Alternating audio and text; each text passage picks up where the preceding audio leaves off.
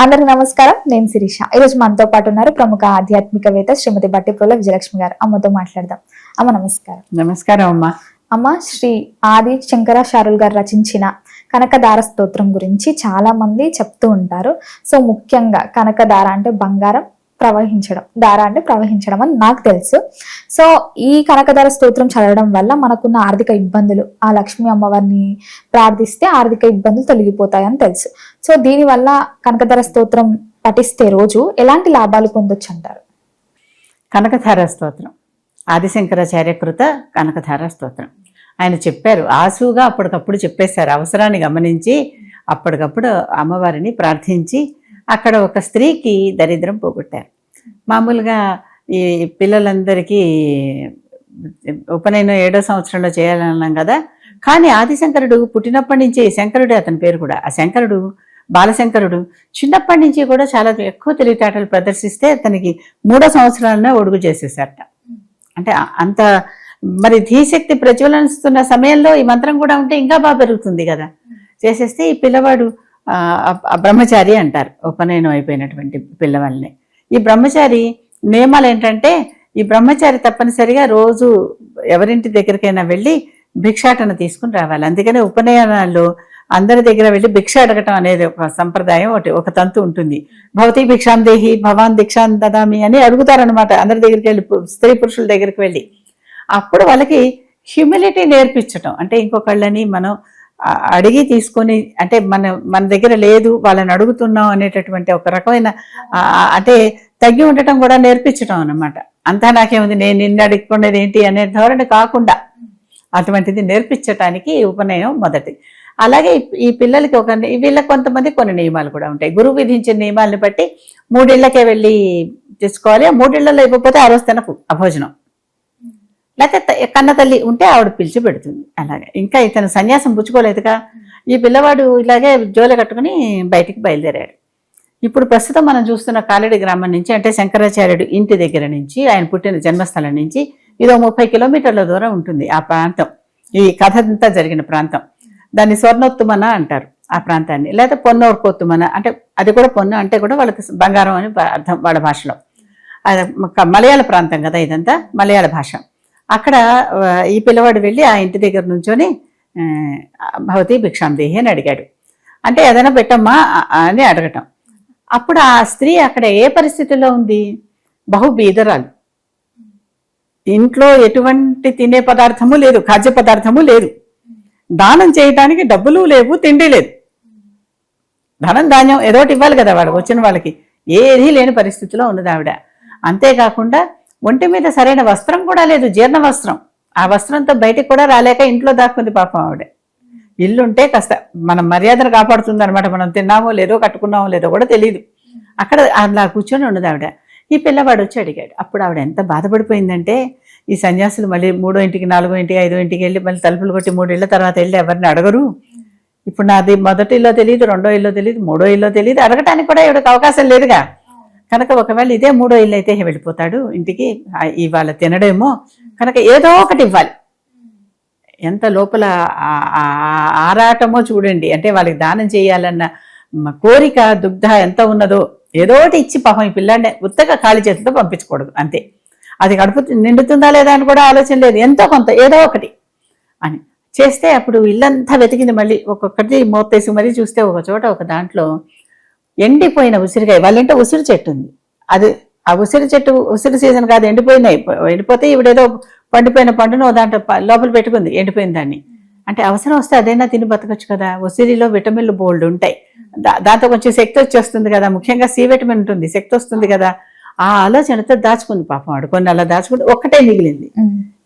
ఉన్నదాన్నే ఇలా గట్టిగా ఏదో చుట్టుకుని ఆ బట్టని అది తీసుకొచ్చి ఈ పిల్లవాడి జోలులో ఆ ఉసిరికాయ చాలా దుఃఖంతో బాధతో వేసింది.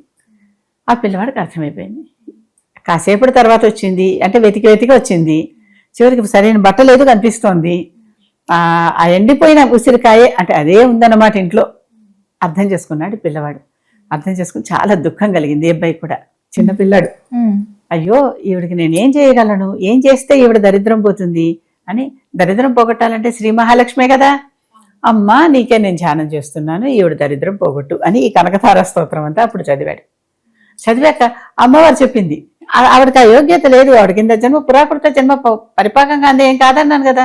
అప్పుడు అంటాడు, కావాలంటే ట్రాన్స్ఫర్లు చేసి అట్నుంచి ఇటు మళ్ళించి నీ దృష్టి పడితే పోందేంటి కర్మ, ఎలా అలాగా ఎక్స్ట్రా ఒక స్పెషల్ కేసుగా ట్రీట్ చేసి దీన్ని పైగా చేయటానికి అసలు ఆ దేవుణ్ణి బతిమలాడుకోవాలంటే ఎలా బతిమలాడుకోవాలో ఆ స్తోత్రం చూస్తే తెలుస్తుంది.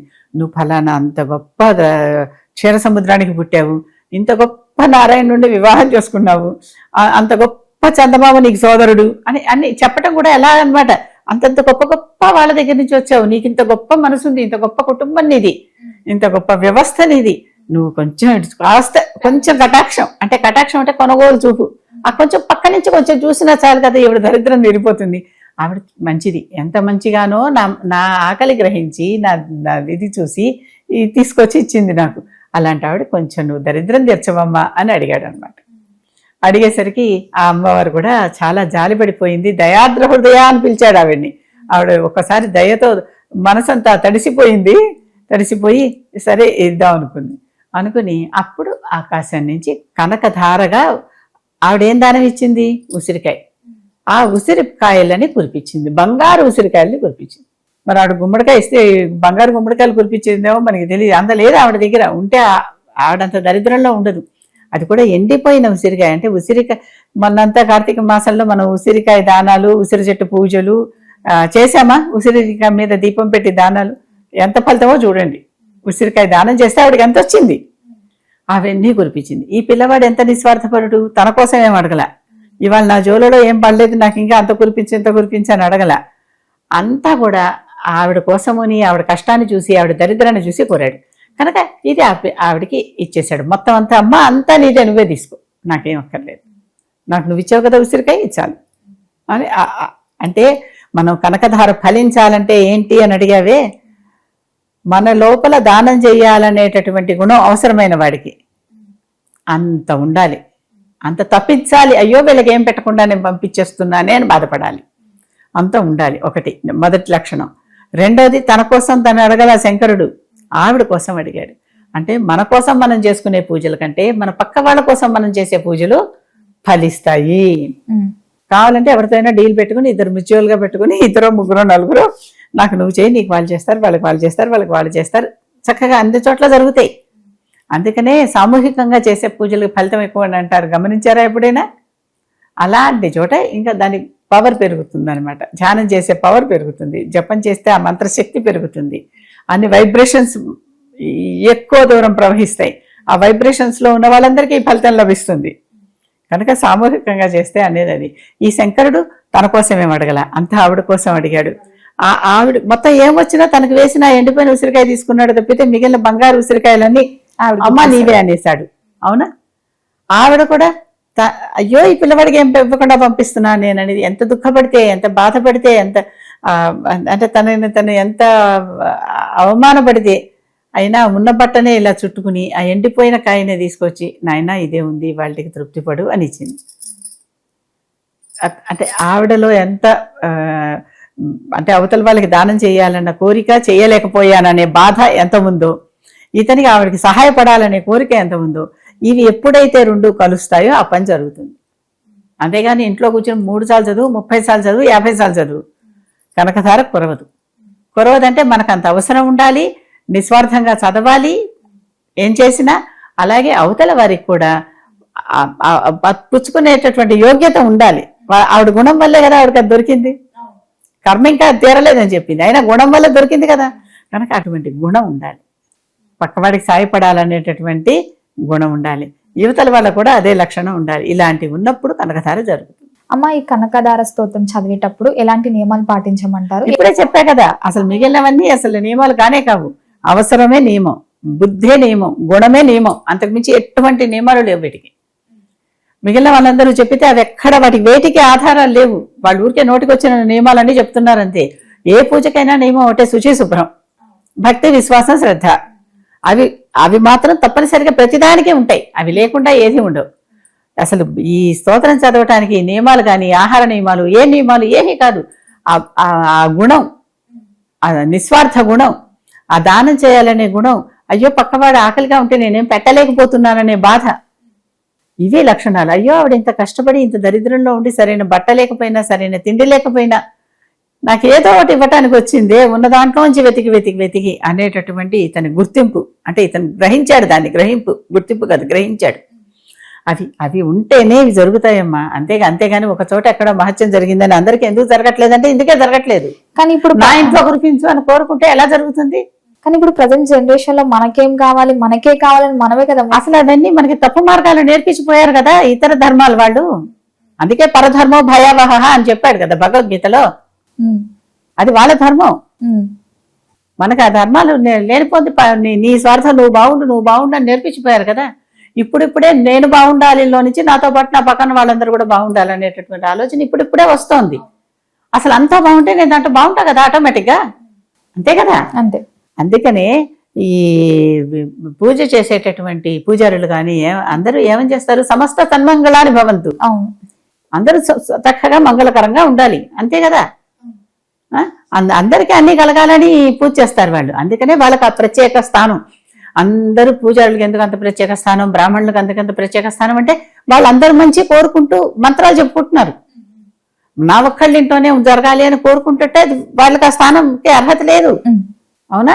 అందరూ సుఖంగా ఉండాలి, అందరూ మంచిగా ఉండాలి, అందరికీ చక్కటి మంగళకరంగా ఉండాలి, అందరికీ కళ్యాణప్రదంగా ఉండాలి అని కోరుకుంటూ వాళ్ళు ఏ దీవెన చేస్తున్నారే గాని, అంతే కదా. కనుకనే అందుకనే ఈ రోజుల్లో జనాభా ఇలా ఉండటం వల్లనే ఇంత వైపరీత్యంగా ఉంది లోకం. మొత్తం జగత్తంతా బాగుండాలని కోరుకోండి అమ్మా. ఆ జగత్తులో మీరు ఉన్నారుగా.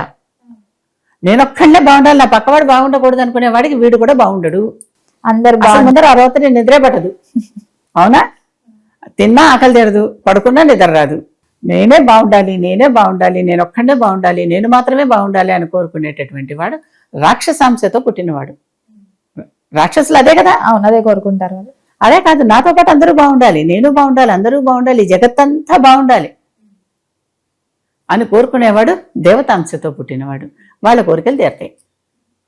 ఎప్పుడైనా ఏదైనా నియమాలంటే ఇదే నియమాలు. మనం బుద్ధి కదా మనకి ఏదైనా ఇచ్చేది. బుద్ధి కర్మానుసారిని. మనం చేసే పనులను బట్టి మన బుద్ధి మారుతూ ఉంటుంది. మనం వ్యధ పనులు చేస్తూ ఉంటే వ్యధ బుద్ధే వస్తుంది. కనుక మంచి పనులు చేయండి, బుద్ధిని మార్చుకోండి. బుద్ధి ద్వారా మీ మొత్తం లైఫ్నే మార్చుకోండి. అమ్మ, మొత్తం మీద కనకదార స్తోత్రం గురించి తెలియజేసినందుకు ధన్యవాదాలు.